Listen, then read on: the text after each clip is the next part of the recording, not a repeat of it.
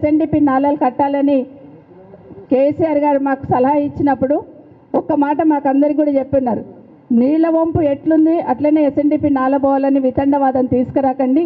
నీళ్ళ వంపు ఒక్కొక్కసారి కాలువలన్నీ కూడా కబ్జాలు అయిపోయి ఇండ్లు కట్టి ఉంటారు కాబట్టి అట్లా తీసుకోకుండా రోడ్లు వెంబడి తీసుకోండి ఎస్ఎన్డిపి నాలని చెప్పి అంటే అభివృద్ధిలో కూడా మానవత్వాన్ని చూపించినారు కేసీఆర్ గారు.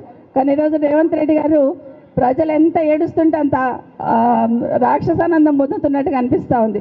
నిజంగా ఎక్కడ చూసినా కూడా ఈరోజు మూసీలో దాదాపుగా 1,00,000 కుటుంబాలు ఎఫెక్ట్ అవుతాయని చెప్తా ఉన్నారు. నిజంగా మూసీ బ్యూటిఫికేషన్ వాళ్ళు అనుకున్నట్టు తీసుకుంటే 1,00,000 కుటుంబాలు ఎఫెక్ట్ అవుతాయని ఇప్పటికే స్పష్టంగా అర్థమవుతా ఉంది. ఒకటి మాత్రం నాకు అర్థమవుతుంది, కేసీఆర్ గారేమో ఉన్న 10 సంవత్సరాలు ఏదైనా జాగా ఉంటే తీసుకొని డబుల్ బెడ్రూమ్ ఇల్లు కట్టి పేదవాళ్ళకి ఇవ్వాలని ఒక సంకల్పంతో 9 సంవత్సరాల్లో 1,00,000 డబుల్ బెడ్రూమ్ ఇండ్లు కేసీఆర్ గారితే 4 సంవత్సరాల్లో 1,00,000 ఇండ్లు కూలుస్తాను రేవంత్ రెడ్డి గారు కంకణం కట్టుకున్నట్టుగా అనిపిస్తుంది ఈరోజు.